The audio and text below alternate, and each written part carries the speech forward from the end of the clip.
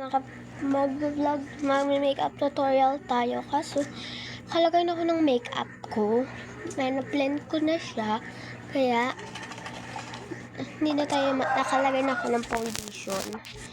Next na lang is eyeshadow kaagad. Dito yung mga makeup natin. Meron tayo nito. Yan. So, next is eyeshadow. Konting makeup lang to. Konting makeup lang to, ha?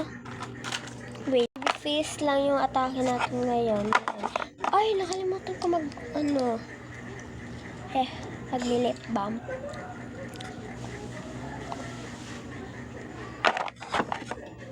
Next is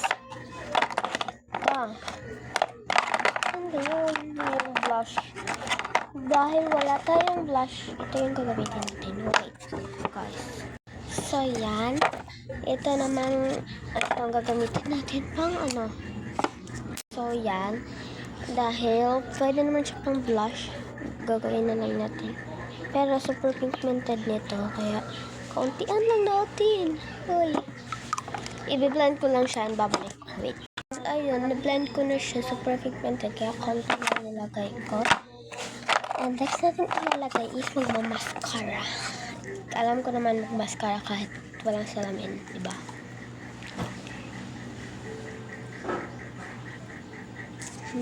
Perfect.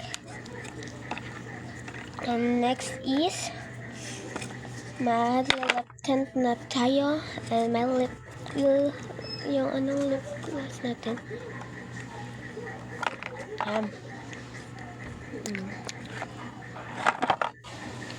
Sensor na hagang ngaingay.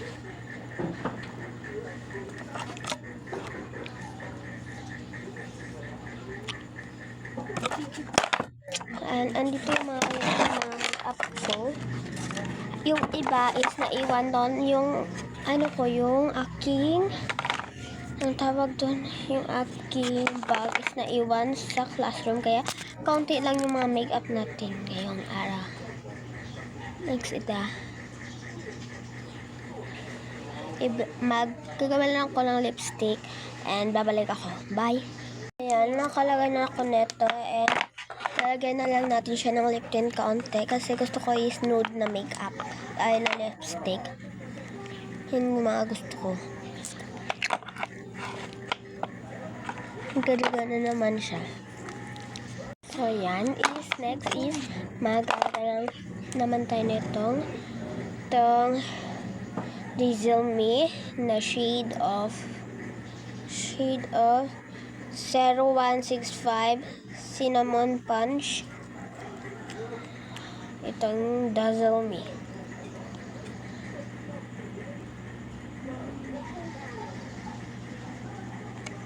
Ayan. Hindi na lang yung maglalagay na ito kasi maliligo pa naman tayo. Ganda yung mga gusto kong makeup. Choice. Next is maglalagay lang tayo ng kaunting lip tint ulit.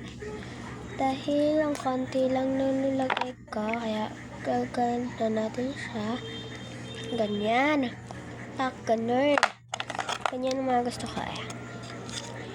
Korean na lips. Mga lips. Ganun. And this is the final look. Baby girl is coming up. Charis. And aayusin ko lang buhok ko and babalik ako. Let's go.